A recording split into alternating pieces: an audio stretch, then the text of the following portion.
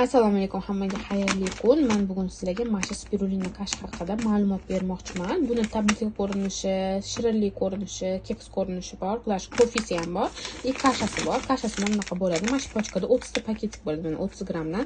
Buni tarkibida 10 gramm spirulina bor. Bu organizm uchun juda ham foydali. Spirulinani o'zi ovqat hisoblanadi. Tarkibida 70% gacha oqsil tutadi. Undan tashqari 3 xil omega 18 xil aminokislotali hamma vitamin minerallar bor buni tarkibida. Даже chaqaloqlarga ham beramiz. Buni nimaga? Chunki buni tarkibida ona sutida bor moddalar bor. Xo'p, bu adaptatsiyani zo'r qiladi. Organizmni полный tozalaydi ishlak-toksinlardan, даже radiatsiyadan tozalaydi, nurlanishdan tozalaydi organizmni. Undan tashqari yodga, temirga, kalsiyga juda ham boy, immunitetni ko'taradi, gemoglobinni ko'taradi, kalsiyni zo'r qilib beradi.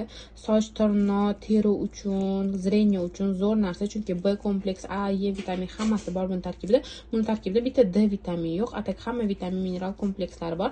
Bu mahsulotni spirulinani aynan даже NASA kosmonavtlari ham iste'mol qilishadi. Kosmonavtlar uchun ham eng foydali ovqat sifatida iste'mol qilinadi bu mahsulot.